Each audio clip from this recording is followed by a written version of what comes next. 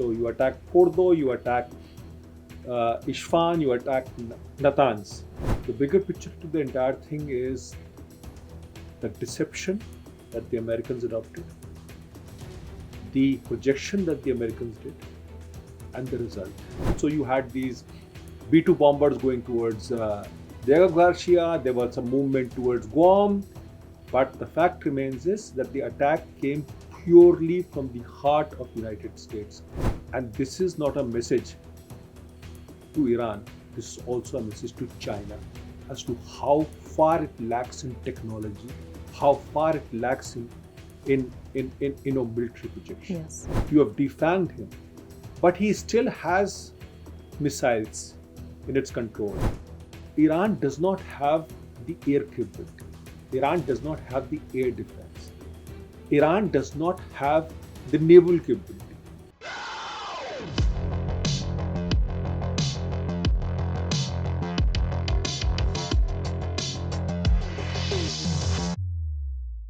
Hello and a very warm welcome to all. You're watching Hindustan Times and my name is Aisha Varma.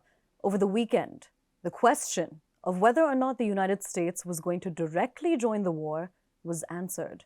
To help us understand the bigger picture, we have Mr. Shishir Gupta, the executive editor of Hindustan Times. Sir, namaskar. Sir, to begin with, what were the salient features of Operation Midnight Hammer as it has been codenamed? So Aisha, what you see is what has, the US Defense Secretary had said and the US Chairman Joint Chiefs of Staff, Dan Kane, they both have given expansively as to what the operation was conducted, right? But there is a much bigger picture to this entire thing. Mm-hmm. The bigger picture to the entire thing is the deception that the Americans adopted, the projection that the Americans did, and the result. So first we get into the deception of it. Okay. Even now, the USS Nimitz has not reached really, it should be reaching today, off the coast of Iran. But you had this deception that the USS Nimitz with its carrier strike group was approaching for the war. Mm-hmm. And President Trump had talked about a 2-week window of the war. Then you saw that how the US actually conducted the strike. So you see a package, I'm using an American word for it, a package of P-2 bombers that took off from Whitman Air Base in Missouri. They headed both in east as well as in west direction. So to confuse whether the attack is going to come from the west direction or from the east direction. The attack came from the east direction, and what is important is that the path that these bombers, that is B-2 bombers plus, they would have used F-35 as well as F-15s. They followed the path that was cleared earlier by the Israelis of all air defenses. There was hardly any air defense in the entire thing. So it was a clear-cut operation. There was hardly any anti-aircraft fire, there was hardly any air defense because everything had been taken out prior to the attack. So from June 13 to this time, so the pathway was there and they used the same pathway to go inside, attack the 3 sites. So you attack Fordow, you attack Isfahan, you attack Natanz. And simultaneously, you had a Ohio-class submarine, which is called an SSGN.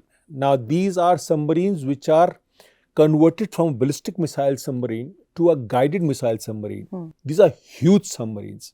I mean, to give you an example, the Indian submarines are 6,000 tons. These are 18,000 ton submarines. And they carry a package of nearly 150 plus Tomahawk missiles. So they attacked first, they attacked Isfahan and then they attacked Natanz. And that is how the entire thing was conducted. Conducted in utmost secrecy, deception. So you had these B-2 bombers going towards Garcia, there was some movement towards Guam. But the fact remains is that the attack came purely from the heart of United States. Not even a single overseas air base of US was used. So basically what US showed this time was the projection of its power, the projection of its technology, and the projection as to how to get the designated result. It's a different ball game, and you will see in the future that US will be not looking at air bases outside US for its operations, military operations, but will conduct operations which are, this operation was 36-hour operation, round the clock operation. So you will see more of this, and you will see more of power projection of US. And this is not a message to Iran. This is also a message to China as to how far it lacks in technology, how far it lacks in military projection. This is where it is. I mean, it's a game changer. Sir, speaking about results, as you mentioned, is a regime change in Iran on the cards? See, President Trump has talked about, he's hinted at regime change. Now, it's not very difficult to understand that, the entire cycle that started, it's the 1979 revolution, Iranian revolution of Ruhollah Khomeini.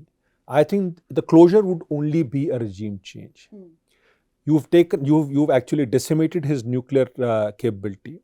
You have defanged him, but he still has missiles in its control. He's fired about some 500 odd missiles. He has about 3,000 to 5,000 missiles. So he can continue firing those missiles, right? But so to sort of, really have a closure, you need a regime change over there. Only then you can have a regime which does not sort of, give these death threats to either Israel or to US. So if you look at it, possibly, I will look at the Zahir Shah model that was applied in Afghanistan after the US operations in Afghanistan post 9/11, where King Zahir Shah was brought in 2002. And then Zahir Shah, he did not impose monarchy, he led into a democratic regime, that is Hamid Karzai regime, and then how it happened. But then there was a different set of play in that, because the Pakistanis were totally involved in that game, because they were the ones who were, batting for Taliban. So, and they didn't want anything, and they wanted only themselves. So none of this proved correct 23 years later. And now you have Taliban over there, and they represent whatever the nationalist Afghan movement is. Now, in this case, there could be a possibility that Reza Pahlavi could be there, because Reza Pahlavi is right now in US. He is there. The entire family is there. So they could bring in something like that. But I'm not talking about monarchy. I'm talking about these. They would be somebody who are Iranians. They are somebody who have been there. The Iranians, like Zahir Shah was welcome, may welcome them. And they could possibly bring out a democratic regime, or whatever regime that the Iranian people want. Iran per se, the Persian dynasty or the Persian rule, I mean, they've been there for thousands of years. And that country has its own history, its own, they have been superior in many, many ways. So there is a possibility like that, but then it all depends as to how much control the current Ayatollah Khomeini regime has. It doesn't look like one, because there is hardly any fight left. Because there are hardly any fighters, there are hardly anything. All you have missiles. You can throw missiles, you can do terrorist attacks, right? Through using your proxies. You can use Kataib Hezbollah, you can use Hezbollah, you can use Houthis, you can do various, proxies. But that would not really make that kind of dent as to what these people thought that they would make to Israel or to US. So let's see where it goes, but it looks like a regime change, and it feels like a regime change. I don't know whether it takes place or not. It'll be interesting to see what developments follow, of course, in the next few days. So there were reports that India gave overflight to the US B-2 bombers What is the fact here, and what kind of impact is all of this going to have on India? See, there are people in Pakistan who are obsessed with India.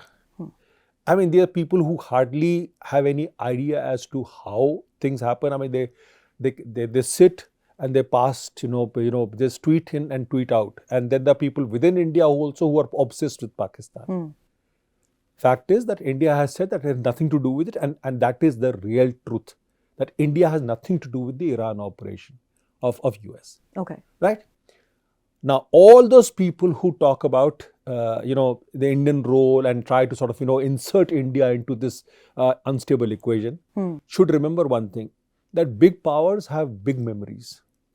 One should not forget that it was on November 4th, 1979, that the Iranians burned down the US embassy in Tehran and took diplomats hostages. One should not forget that on November 21st, 1979, the US embassy in Islamabad was also burnt, in which 2 American citizens lost their lives. Both were done by Islamists. So, for anybody in Pakistan to tell the Indian role, they should examine their own role into what they have been doing, because since 1979, the biggest contribution of the 1979 revolution was the spread of Islamic radicalization throughout Middle East. That is what has happened over there. So speaking of the role of other nations, there's this clip that's been going around of Putin being asked a question by a journalist. What happens if Khamenei is assassinated? Now, Putin had responded saying, I hope this is enough of an answer for you. I do not even wish to discuss it.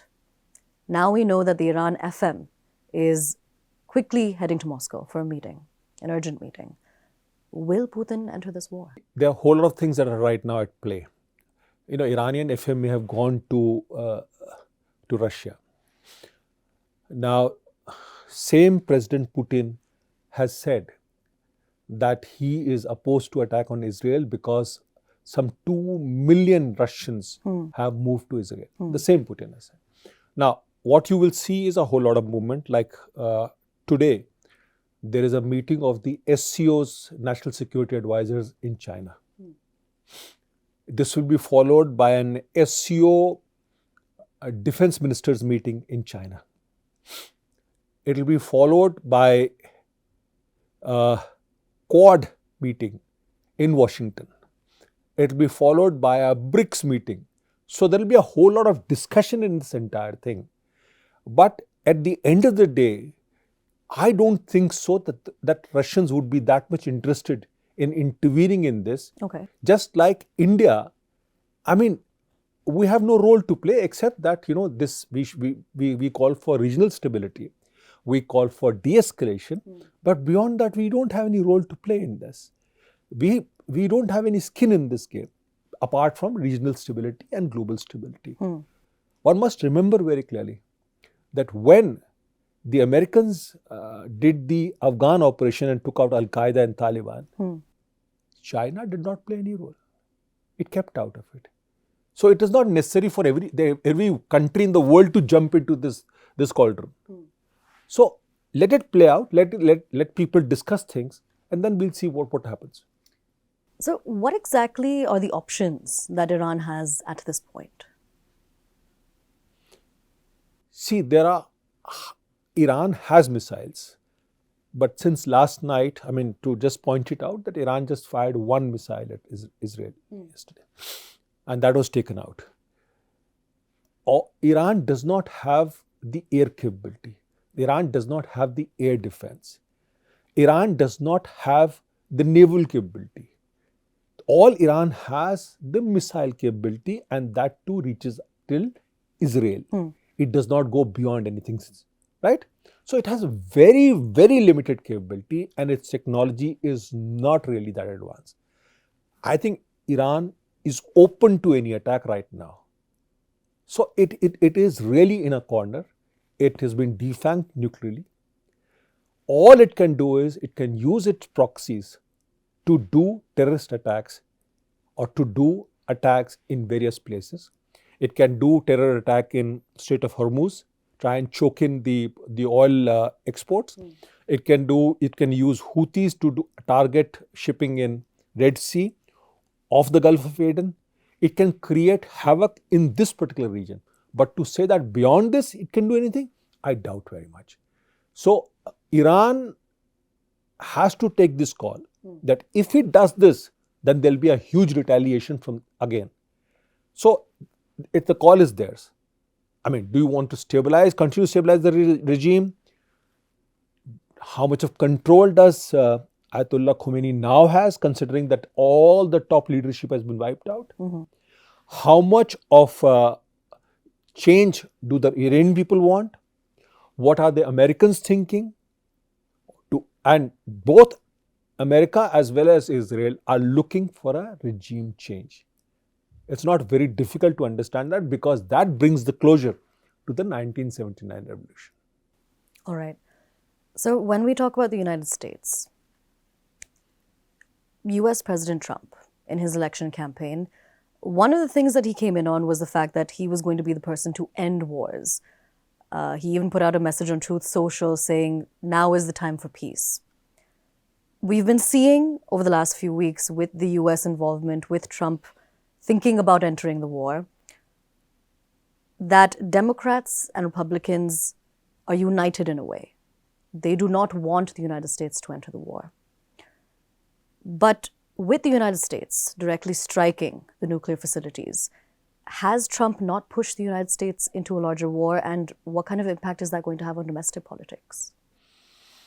See, first of all, one must not take every word that any leader says as gospel truth. There are political statements that you make, right? Now, there is a history to this, again, as I said. If you remember, there was a failed operation conducted by the then President Carter regime to somehow rescue the hostages which the Iranians had taken. There were 60 odd American diplomats that had taken. The entire operation failed, and America had to really eat the humble pie on that. So there is a history to this. Iranians have been threatening US since that very time. Death to Israel, death to US, and continues doing that. So it was an identified enemy, so to speak. And whether the Democrats are there or whether it's Republicans, the American people per se, they didn't have a very high opinion about what the Iranian mullahs were up to. Okay. So there was a problem with Iran, and this is what they've taken out. Now, to say that the American people will say that there should be peace and all. People who support Trump are people who think in terms of making America great again, making America muscular.